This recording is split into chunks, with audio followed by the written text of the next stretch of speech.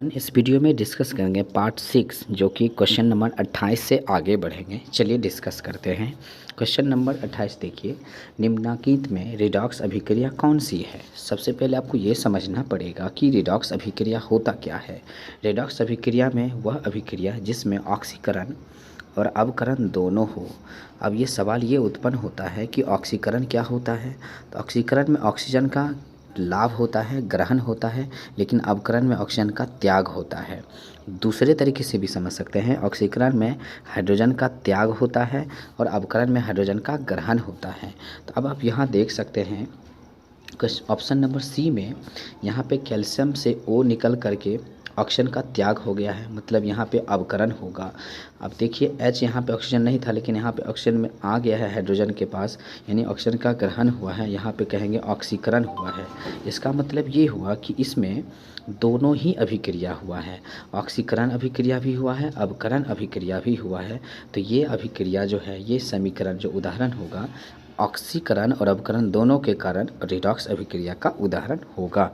Question number 29, निम्नांकित में redox अभिक्रिया कौन है। ये भी सवाल सेम आया। तो यहाँ पे भी देख सकते हैं आप कि यहाँ पे CuO से ऑक्सीजन निकल गया है, मतलब अवकरण हुआ, क्योंकि ऑक्सीकरण यानी ऑक्सीजन का त्याग हुआ है। लेकिन हाइड्रोजन के पास यहाँ देखिए ऑक्सीजन आ गया है, यानी यहाँ पे हाइड्रोजन का ग्रहण हुआ है। यहाँ पे कहेंगे ऑक्सीकरण हुआ है। तो ऑक्सीकरण में होता है ऑक्सीजन का ग्रहण, अवकरण में होता है ऑक्सीजन का त्याग, इसलिए यहाँ पे आंसर डी होगा। क्वेश्चन नंबर 30, निम्नलिखित में ऊष्माक्षेपी अभिक्रिया कौन सी है। तो आप देख सकते हैं ऊष्माक्षेपी का अर्थ होता है ऊष्मा निकलना। अब यहाँ पे ऊष्मा किस में निकल रहा है, तो आप देख सकते हैं कि यहाँ पे 94.45 किलो कैलोरी ऊष्मा यहाँ निकल रहा है, क्योंकि ये उत्पाद के साइड दायां तरफ लिखा हुआ है, इसलिए यहाँ पे देख सकते हैं, ये इसमें देख सकते हैं कि ये ऊष्मा निकल रहा है। लेकिन आप सोच रहे होंगे कि यहाँ तो उत्पाद के रूप में यहाँ पे भी तो लिखा है जूल, लेकिन यहाँ माइनस लिखा हुआ है, ये इधर लिखा होना चाहिए, यहाँ पे ये प्लस, यानी यहाँ पे ये कहेंगे कि ये इधर लिखा हुआ होना चाहिए, प्लस क्यू जूल लिखा होना चाहिए। तो असल में बी नंबर ऑप्शन में यहाँ पे ऊष्मा निकल रही है। अब सवाल है सी नंबर ऑप्शन में क्या होगा। सी नंबर ऑप्शन में देख सकते हैं यहाँ पे ऊष्मा का ग्रहण हुआ है, ये ऊष्माक्षेपी का उदाहरण है, सॉरी ऊष्माशोषी का उदाहरण है, और ये ऊष्माक्षेपी का उदाहरण है, क्योंकि यहाँ ऊष्मा निकल रही है। तो आंसर बी हो जाएगा। अब क्वेश्चन नंबर 31, निम्नलिखित में कौन ऑक्सीकारक है। तो याद रखिएगा, ऑक्सीकारक वो पदार्थ होता है जो किसी दूसरे को ऑक्सीजन देता है, यानी ऑक्सीजन देने वाला ऑक्सीकारक, ऑक्सीजन देने वाला ऑक्सीकारक। तो ऑक्सीजन खुद में किसी दूसरे को ऑक्सीजन देता ही है, तो ये ऑक्सीजन देने वाला चीज़ हो गया, यानी ऑक्सीजन ऑक्सीकारक होगा। इसी तरह से क्वेश्चन नंबर 32, निम्नलिखित में कौन अवकारक गुण प्रदर्शित करता है। तो जब मैंने अभी बोला ऑक्सीकारक में ऑक्सीजन देने वाला पदार्थ होता है, तो अवकारक में क्या होगा, हाइड्रोजन देने वाला पदार्थ। तो हाइड्रोजन देने वाला पदार्थ H2S होता है, जो किसी दूसरे को हाइड्रोजन देता है। क्वेश्चन नंबर 33, समीकरण CuO + O2 CuO बन गया है, ये किस प्रकार का अभिक्रिया है। आप देख सकते हैं दो पदार्थ मिल करके कोई एक सिंगल पदार्थ बन गया है, और ये जो होगा यह किस अभिक्रिया में होता है। तो यहाँ पे हो जाएगा ऑक्सीकरण। क्यों, क्योंकि यहाँ पे देख सकते हैं कि अब यहाँ पे आपको संयोजन ऑप्शन ही नहीं था, लेकिन ऑक्सीकरण था। तो ऑक्सीकरण में भी तो ऑक्सीजन का ग्रहण होता है। तो कैसे यहाँ पे ऑक्सीजन का ग्रहण हुआ, क्योंकि यहाँ पे देखिए कॉपर ने ऑक्सीजन को ग्रहण कर लिया है। कैसे, तो कॉपर यहाँ अकेला था, लेकिन देखिए CuO में बदल गया, यानी कॉपर ने ऑक्सीजन को ग्रहण कर लिया, इसलिए ऑक्सीकरण होगा। क्वेश्चन नंबर 34, अभिक्रिया Fe2O3 + 2Al L2O3 बन गया है।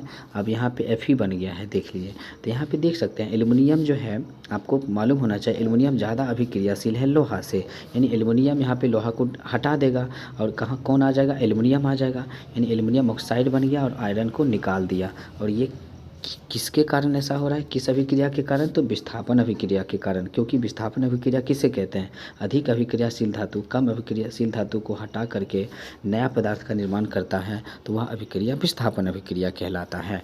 35 नंबर क्वेश्चन, अभिक्रिया CuO + H2 Cu + H2O किस प्रकार का अभिक्रिया है। तो अभी थोड़ा देर पहले मैंने बताया रेडॉक्स अभिक्रिया का उदाहरण है, लेकिन यहाँ पे रेडॉक्स अभिक्रिया उदाहरण नहीं दिया है, अपचयन दिया है, उपचयन भी दिया है। तो ये क्वेश्चन ऑप्शन ही असल में आपको यहाँ पे मैं थोड़ा सा गलत मानूंगा, क्योंकि इसमें अपचयन और उपचयन दोनों होगा, तो आंसर इसका ए भी होगा और डी भी होगा।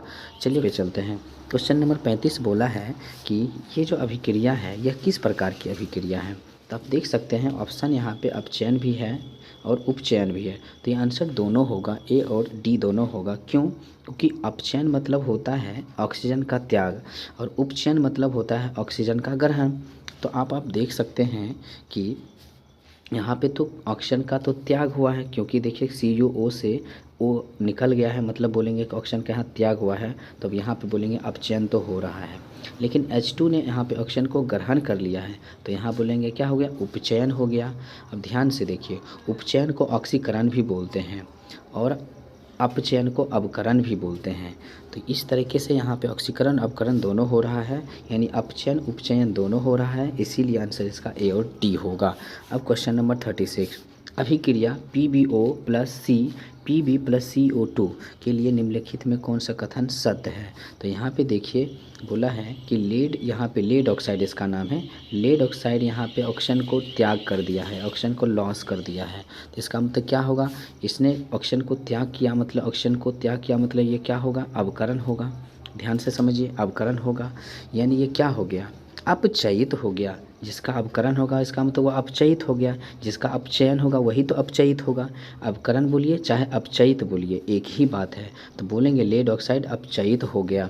और दूसरा कार्बन क्या हो गया, ऑक्सीकृत हो गया, मतलब उपचयित हो गया, क्योंकि उपचयन को ही ऑक्सीकरण बोलते हैं। तो उपचयन से क्या बन जाएगा, ऑक्सीकरण, क्या होगा, ऑक्सीकरण। और जो जिसका उपचयन होगा इसका मतलब वो उपचयित हो गया, उसी प्रकार जिसका ऑक्सीकरण होगा या इसका मतलब ये हुआ कि वो ऑक्सीकृत हो गया। तो यहाँ पे कार्बन ऑक्सीकृत हो गया मतलब उपचयित हो गया, क्योंकि ऑक्सीकरण उपचयन एक चीज़ है। तो इस तरीके से इसका आंसर जो होगा सी नंबर आंसर होगा। 37 number question, AB + CD AD + CB बना है, यह अभिक्रिया का नाम बताइए। तो द्विविस्थापन या फिर इसी को उभय विस्थापन भी कहते हैं। द्विविस्थापन मतलब उभय विस्थापन, जिसमें कि दो आयनों का आदान प्रदान होता है। तो इस तरीके से ये टाइप याद रख सकते हैं, AB + CD जो टाइप है वो द्विविस्थापन का उदाहरण होता है। 38 नंबर, दूध से दही बनना कैसा परिवर्तन है। तो रासायनिक परिवर्तन है, ये बहुत ही ईजी सवाल है। 39, रासायनिक अभिक्रिया में भाग लेने वाला पदार्थ को क्या कहते हैं। तो आपको पता है कि यहाँ पे अभिकारक आंसर होगा, यानी ये ध्यान रखना है आपको, अभिकारक होगा। जो अभिकारक किधर होता है, तो एरो के बाएं साइड अभिकारक, एरो के दाएं साइड उत्पाद होता है, जिसको हम प्रतिफल भी बोलते हैं। 40 नंबर क्वेश्चन, वे अभिक्रियाएं जिनके घटित होने में ऊर्जा अवशोषित होती है कहलाती है ऊष्माशोषी, यानी जिसमें ऊष्मा का शोषण होता है, अवशोषण होता है, ऊष्माशोषी कहलाएगा। 41 नंबर क्वेश्चन, कली चूना पर जब जल डाला जाता है तब अभिक्रिया होती है। कली चूना का सूत्र CaO होता है, जब उसमें आप जल मिलाते हैं तो कैल्शियम हाइड्रोक्साइड यानी बुझा हुआ चूना बनता है, और उसके साथ साथ ऊष्मा भी निकलती है। तो ये आपको ध्यान देना है, उसके साथ ऊष्मा भी निकलती है। तो इसका आंसर जो हो जाएगा ऊष्मा छेपी होगा, क्योंकि यहाँ पे ऊष्मा निकल रही है, तो ए नंबर इसका आंसर होगा।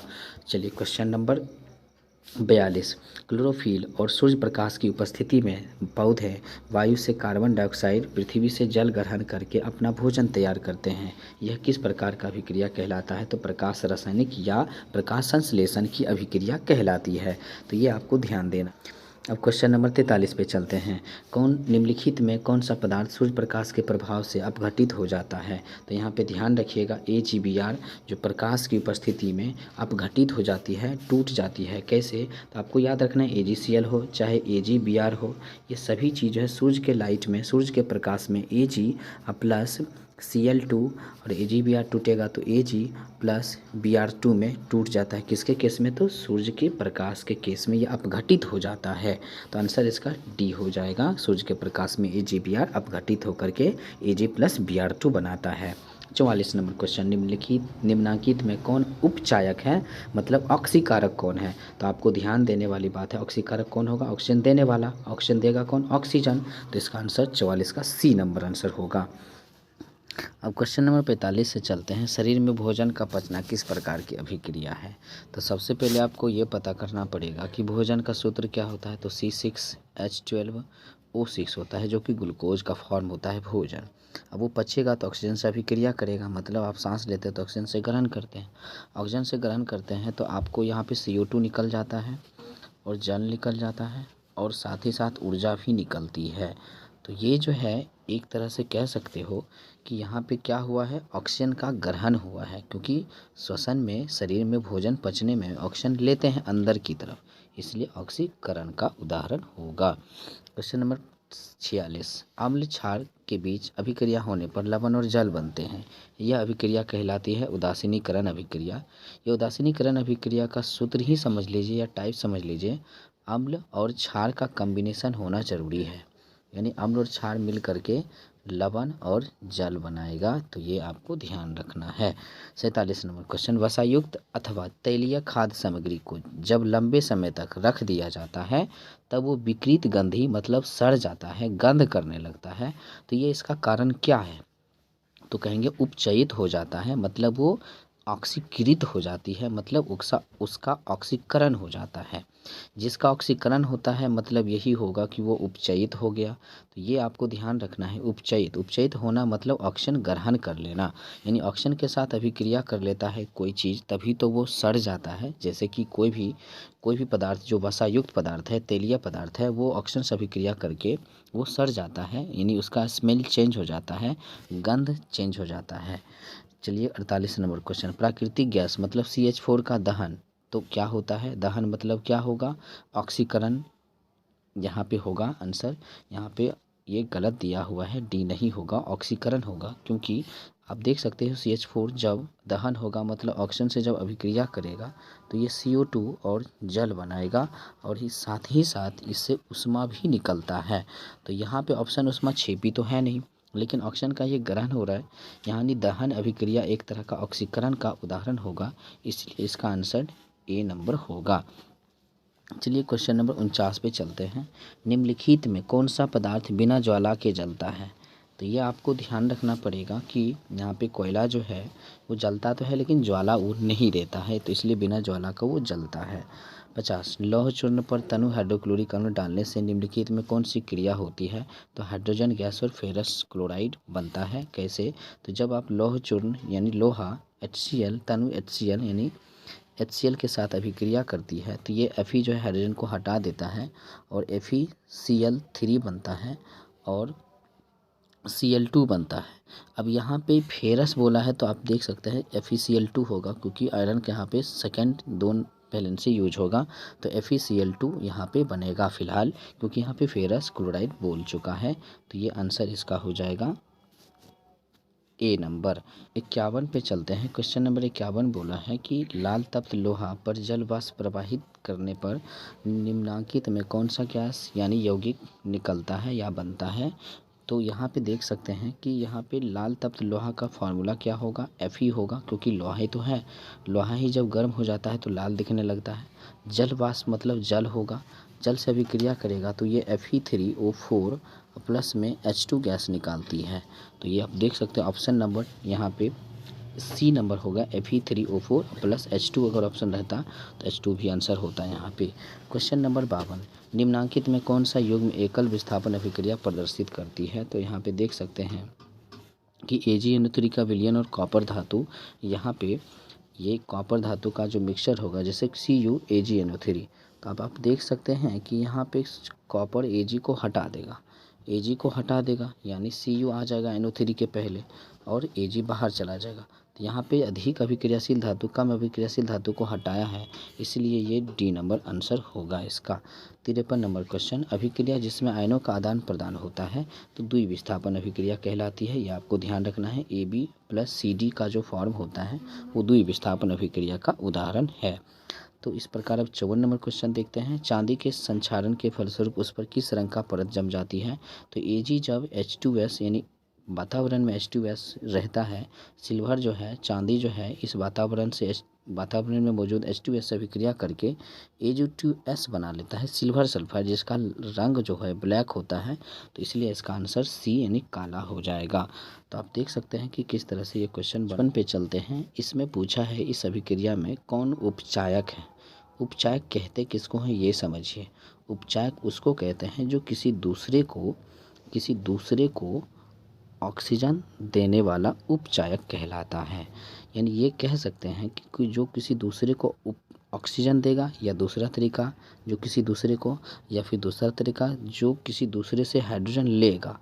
फिर से समझिए, उपचायक उसको कहते हैं जो किसी दूसरे को ऑक्सीजन देगा या हाइड्रोजन लेने वाला उपचायक कहलाता है।